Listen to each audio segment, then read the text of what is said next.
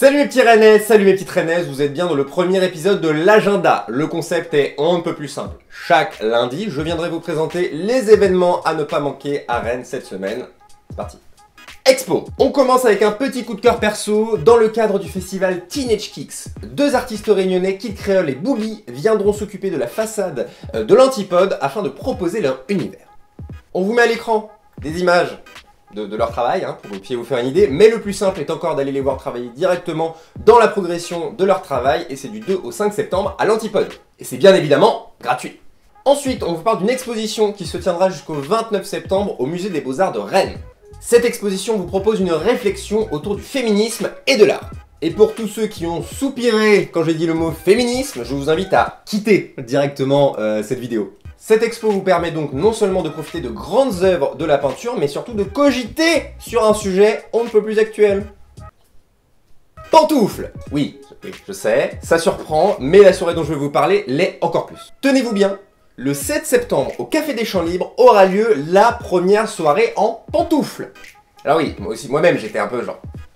What? Mais clairement, une soirée pantoufle style à Rennes et en plus au Café des Champs Libres, on se devait de vous en parler.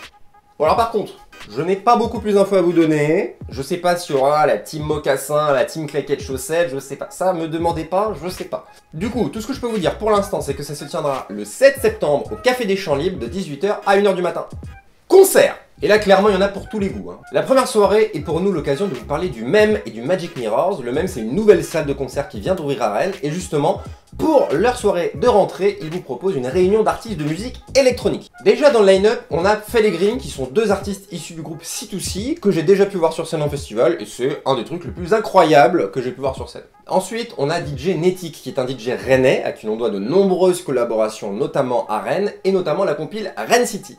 Et enfin, on a Todier Fort, qui est un producteur belge, ce qui nous indique évidemment qu'il a donc collaboré avec Romeo Elvis. Tout ça pour dire qu'il y aura du hip-hop, de l'électro, un peu de tout, il y en aura pour tous les goûts, donc franchement, allez-y.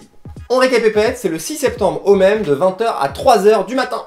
Et enfin, pour ceux qui veulent quelque chose à la fois chill et champêtre, on a 35 volts. Un super nom ça, non? Chill et champêtre. Alors là, on a encore une fois un line-up tout à fait sympathique, mais les organisateurs vous ont également concocté des activités annexes.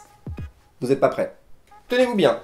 Yoga, permaculture et cueillette. Le tout dans la ferme de Quincé. Vous êtes forcément hypé par ces propositions.